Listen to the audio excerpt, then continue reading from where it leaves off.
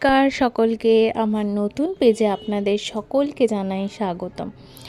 আজকে আমি নতুন পেজে একটা নতুন ধরনের খুব সাধারণ রান্না দেখাবো, বাঁধাকপি দিয়ে মুগের ডাল। আমরা বাঙালিরা এখন সপ্তাহে বেশিরভাগ দিনই আমাদের নিরামিষ রান্নার চলটা খুব বেশি হয়ে গেছে।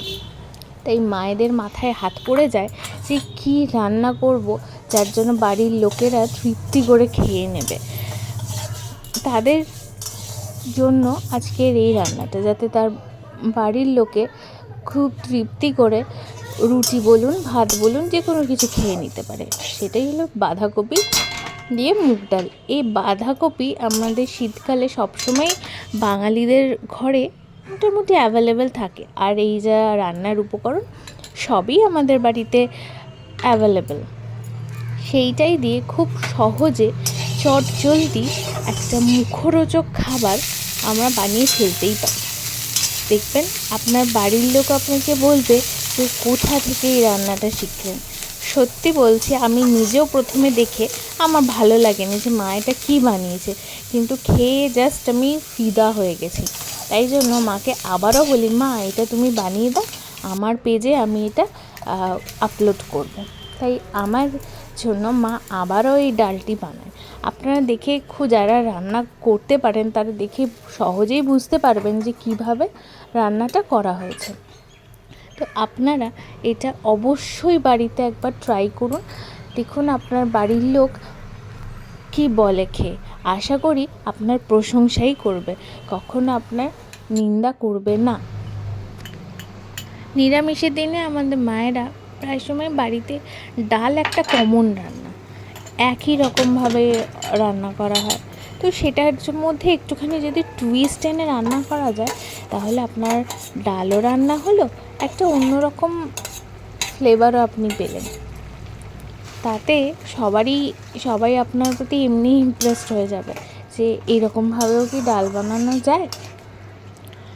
হ্যাঁ, এরকমভাবেও ডাল বানানো যায়, শুধু একটুখানি ঘুরিয়ে পেঁচিয়ে সামান্য আইডিয়া লাগিয়ে আপনি এই ডালটি বানাতে পারেন।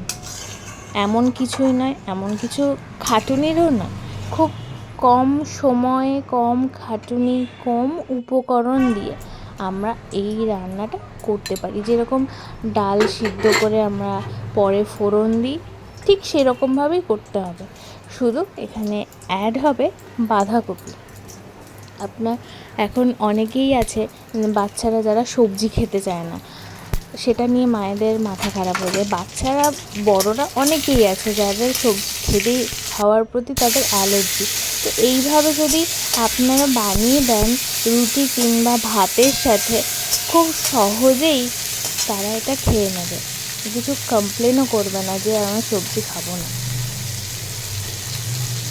আমার এই পেজে এটা আমার নতুন ভিডিও, নতুন ব্লগ, যাই বলুন না কেন, যদি কোনো ভুল ত্রুটি হয়ে থাকে মাপ করে দেবেন, কিন্তু রান্নাটা আশা করি আপনাদের ভালো লাগবে। বাড়িতে কিন্তু প্রত্যেক মায়েরা এই রান্নাটা ট্রাই করবেন আপনার বাড়ির লোকের জন্য।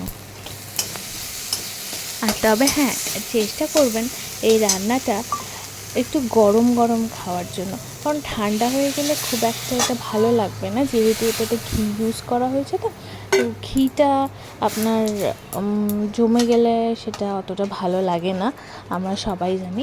তো তাই জন্য যখনই খাওয়া হবে, সে গরম ভাত হোক কি রুটি হোক, আপনার কিন্তু ডালটা অবশ্যই গরম রাখবেন, তাহলে খেতে কিন্তু দুর্দান্ত লাগবে।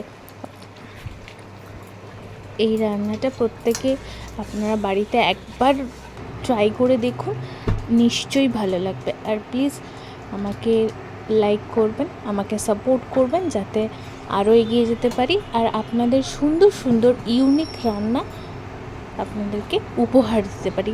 Thank you.